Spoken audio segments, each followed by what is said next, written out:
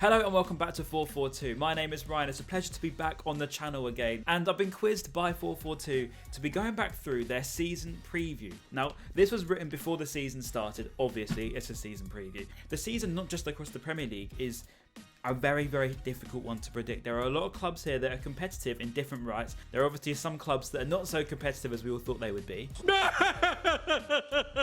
But it's time to look through here because this was written by different fans and different journalists, different creators, different reporters of each club. Very reputable ones as well. There are a few that have got it right, or at least close to it. So it's our job now today to be going through and getting a little bit of a reaction out of them.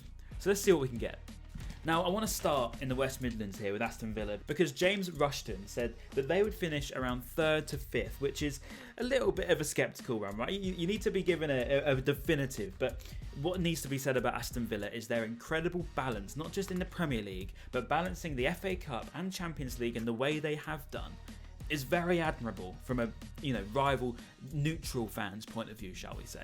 They're on the back of, 7 wins in a row before their Champions League visit to Paris, which we're not going to talk about for obvious reasons. They're in very, very good form. They're up to 6th in the Premier League, which is now Europa League spots, and it's an extremely open scenario in that Champions League race, as we spoke about a couple of episodes ago. Aston Villa have become this club that aren't just dark horses anymore. In fact, they've got a squad that's competitive and better than the majority of these around them, to be honest. Signing the likes of Marcus Rashford and the Rashford revival is, more than well right now.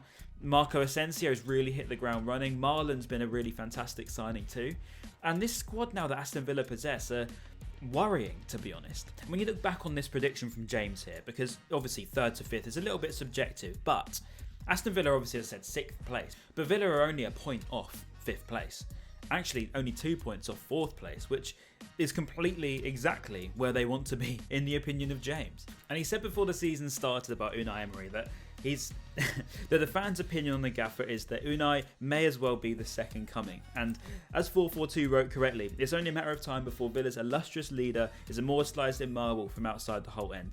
Very true. And as much as a statue would be very appropriate for Unai Emery, as they said here, he's not one to stand still. He's not one to stop. In fact, Villa, since he's come in, have completely progressed in a way that they could never have dreamed of. Only a few seasons ago, they only stayed up by the skin of their teeth and a bit of a dodgy VAR call with the ball going over the line, which we're not going to talk about. Unai Emery's become this glue, this cog, that is completely in sync with what the fans think. And as he said here, fans think the owners are the best things to happen to this football club. And he's completely right.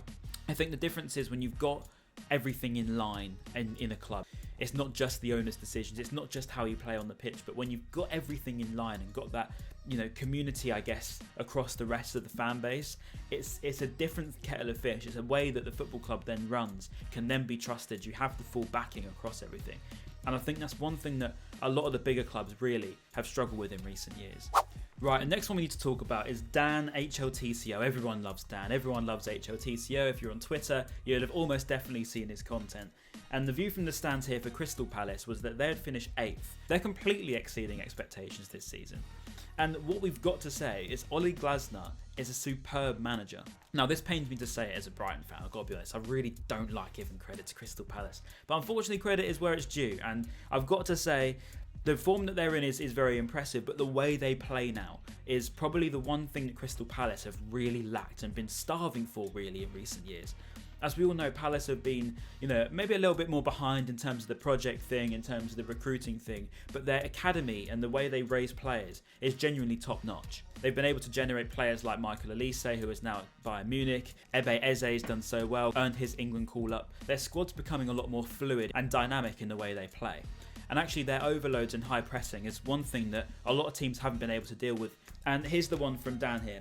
His underrated player this season to watch was Daniel Munoz, which is a huge shout, to be honest, because Munoz, he came in at the end of January last season. He was a bit of a cult hero, but he's really taken off this season for Crystal Palace. In fact, he scored recently against... Oh, God. But, you've got to say, it's the way they use their fullbacks now. They now play a 3 at the back. They're very, very good at pushing on forwards. And actually, their overload in midfield is very hard to deal with. And because they're so well structured, it's very hard to deal with on the point of view when you're looking at this Champions League run-in. And 8th place now, in theory, could get you into the Conference League. And for Palace, that's a huge, huge push on from, the club, as I said, only a couple of years ago, even last year, really, under Roy Hodgson that was feeling a little bit like it was going nowhere. A lot of fans were against Parish at a point, wondering whether that, he can keep up with the rest of the Premier League and this spending that they haven't been able to do. And as we've seen, it's really changed for them. Dan's called that the key player this season will be Adam Wharton. Now, unfortunately, he did suffer with a bit of injuries, but he's never seen anyone so composed as him in a Palace shirt, aged only 20 years old. And what a signing he's been from Blackburn, by the way. One of those players that can make football look so easy, very effortless, so good on the ball. In tight space as well, great on the turn. His skill set's very, very good to see. He's got good passing range. And I think he's one of those players that, again, will be an England player regularly at some point soon. You see that England squad is stacked with talent, as we know, but I think Wharton really is at the pinnacle of it. And it's another successful call from Dan. In Dan's words here, last season was famine then feast. The Hodgson era has grown stale again, but Glasner had us all believing. And I'd probably call that really a complete credit to Oliver Glasner. So as hard as that was to do, Crystal Palace fans and Dan, you're welcome. You can clip this for as long as you like. Right, now this is the best call so far. This is probably my favourite one. And I didn't want to keep this too Premier League heavy, to be honest. I wanted to start tapping into a few others, but I seem to have just turned the page again, moved on to Everton, literally the next club along here. And Joe Strange got this spot on. Now, okay, Everton started the season horrendously. Everything was very toxic there. But the way that they've changed now, the new owners have come in, the new stadium's being built. And one call, if I was to mention one thing about Everton this year, forget everything else. You think of David Moyes and you think of Prime Barclays being back. Let's call it that. And Joe here said, the fans' opinion on the gaffer, who at the time was Sean Dyche, positive. Dyche is stubborn and undervalues creativity, but that isn't the worst thing for us right now. If he left, he should be replaced by David Moyes. The finances are tight, okay, bit different now, but Kieran McKenna if they're not. And I think really the takeover with Moyes there at Everton is really a vision to what the Premier League is now, as opposed to maybe what it was even last season. And this old style football, but the football that guarantees you results. It's aggressive, it's in your face, it's getting the most really out of the players that you've got available to you. And that's one thing that probably Everton were always remembered for at Goodison, being the tough place to go to. And David Moyes has really revitalised that there. He's brought back that passion, he's got that energy back there, earning really, really good wins like the 4-0 at Leicester, which really kept them away from that drop zone, which a lot of people had them written off at one point in the season. Earning points against the likes of Arsenal, beating Spurs. They were narrow really to lose against Liverpool in the Merseyside derby. So a lot of good results there, and I give so much credit to David Moyes. And finally, just the thing on Everton really, the biggest change is obviously their ownership. And before the season, Joe said that the big talking point will be whether their new majority owners, which are obviously in now, will actually complete their takeover, as 𝗓𝗏 disastrous reign can't end soon enough. Now, if you were to tell Everton fans now that you're going to be going to this lovely new 50,000, 45,000 stadium, it's a beautiful ground by the looks of it. It's very Bundesliga vibes. And you're also in a position where you're comfortably safe. You could now be looking up the league a little bit more. David Moyes, only a couple of years ago, won a European trophy with West Ham in the Conference League. Everything's changed around the atmosphere of the entire football club. And you've got to give a lot of credit to Joe here, who's predicted it correct again. Okay, Southampton obviously relegated for what the earliest it's ever been in Premier League history. They're 9 points. It could maybe not even change from that point of view. So as far as Robert Hudson's concerned, it's been an abysmal season, right? But there is one thing that he mentioned very successfully and very well actually in his pre-season preview, and that was Tyler Dibling as one to look out for. And Tyler Dibling, he said, look out for him. He's another one off the academy production line. Last season, he dominated matches for the under-21s at just 17 years old. And if you could have told Robert here that by May, and not even by May, by April, you would have been having your call of Tyler Dibling now being touted as a £100 million footballer. Mind-blowing. Incredible player, really. Is he worth 100 million? Maybe, maybe not. I could let others decide that. In the modern day, you really associate wingers to being a little bit smaller, a bit pacier, ones that can cut inside and do some damage in that respect. I think Dibling's a little bit different. I think he's very, very strong as well. Players are trying to shrug him off the ball. It's very difficult, which gives him a little bit of a different physical presence. He's a bit more chance creation based. He's very good with his passing. He's not maybe got the most amount of goals in the Premier League this season, but to be able to break in the way he has, he's played most games for them. I think he's played around 27 games for them this season in the Premier League. That's a very, very respectable amount of games for a young player. I suppose from his point of view, sometimes it is just best to stick around at a club. You know, if you do go down, you get the opportunity to get a bit of experience, become a big fish in a small pond, if you like, in the Championship, and then you can fire your team back up into the Premier League. And sometimes that can be the best thing that players do, as you see the likes of 𝗕𝗫𝗀 at Watford when he went down with them. A lot of people question whether he'd just leave straight away. 𝗕𝗫𝗧𝗥𝗍𝗬 did the same with them when they got relegated originally. So there's a lot of players that have done a similar type of career path. But I think with 𝗘𝗫𝗧𝗥𝗍𝗬's point of view, and the call here from Robert, exceptional, mate. You got it spot on. We want to dip into the Championship a little bit here, so this is a good one. I want to give a good bit of credit here to 𝗦𝗶𝗵𝗎, who has completely gone bold, and that's what we like to see on the fan predictions. Go bold. And as Natalie said here, we'll finish as champions. Burnley are the leaders for the clean sheets this season. They've got 27, which is insane, right? That's a clean sheet in 69% of their games. That's 39 matches and 27 clean sheets. That's crazy numbers, by the way. So at the time of recording this anyway, so this could change, but Burnley have only conceded 12 goals in the Championship this season. 12. I'm sure it is. It has to be. That's the lowest ever in the Championship by some margin. The lowest ever goals conceded in a Championship season were Watford and Preston, right? They both conceded just 30 goals respectively. Those campaigns are insane, right? You'd say, oh, 30 goals all season, that's amazing. But for Burnley to only get 12 goals conceded this season, you've got to say what a shout for a start from Natalie, because let's talk about that idea, because I was going to mention Leeds, but I didn't want to mention them too much, because for obvious reasons, as they've had their wobble and they've fallen back down.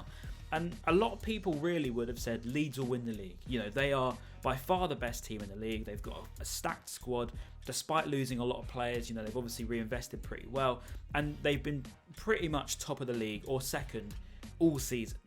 But for Natalie to have the confidence, and I love it, to say champions, that is superb. However, when it comes to Leeds here, Daniel Chapman's had a very funny comment here, because he said, we'll finish first or else. And it's happened again, hasn't it, with Leeds? I don't know how they do it. Season's not over yet, but they're such a strange team when it gets to April, you know.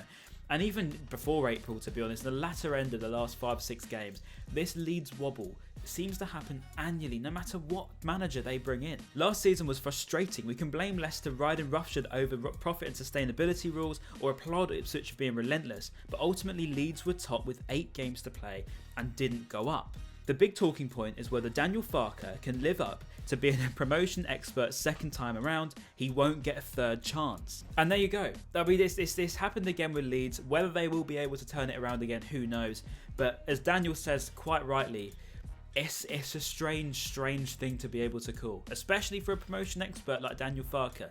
Okay, right, I had to mention mine, didn't I? Because Brighton 𝗕𝗏𝗏 Albion here, I wrote it back before the season started that we would finish 7th, and I got a bit of pelters for it at the time. People saying, oh, Ryan, you know, big shift happening at Brighton, and quite rightly, I wasn't completely sold on whether the manager would be right for us, and you know, that jury's still out perhaps. We've had a bit of a wobble in our own rights. I'm not completely satisfied with how Brighton are playing. We've probably suffered quite a lot tactically and missing the old 𝗕𝗫𝗧𝗏𝗍 style of play. But to say that we finished 7th, I think was quite a fair claim. I think we obviously spent 200 million, and yes, the 200 million looks quite bad out of context, but once you've made 225 million from Chelsea alone, you know, reinvesting that into players like Jorginho, Ruta, an ex-Leeds player at the top level, has really kicked on and probably been one of our best players this season.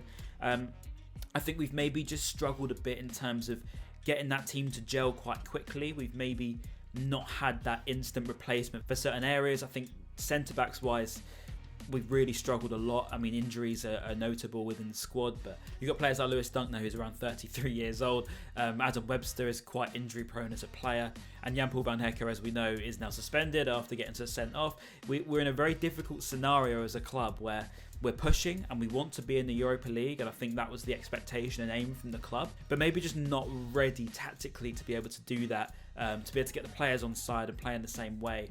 That style of play that's so associated with Brighton is maybe just lacking that little bit, and really that's That's where we want to be. But I'm going to say my 7th prediction is still on. We're 9th at the moment. I think we can still do it. I will say, though, I had a bit of a stinker was saying that our most underrated player is Pascal Gross, who I still believe, by the way, is one of the most underrated players in Premier League history, and I'm going to stand by that. However, yeah, obviously he did go to Borussia Dortmund at the end of the summer transfer window. So we'll see. And there you have it. The 4-4-2 season preview 2024-25 season. I still think if you were to look at this now, if you were to get one of these and have a look back through, there are some absolute stinkers, but there are some absolutely brilliant calls. So shout out to everybody that we mentioned, of course. And my 7th place prediction, it could still come true. I'm going to hold out some hope. But thank you all for watching, of course. Please make sure to like, comment and subscribe. And make sure you're following 442 on absolutely everything there is too. My name has been Ryan, and I'll see you very, very soon for another one. A bit of a different setup as well. Still got the shirts in the background, but I couldn't be too Brighton biased. But until next time, thank you very much for having me on, and we'll see you soon. And goodbye.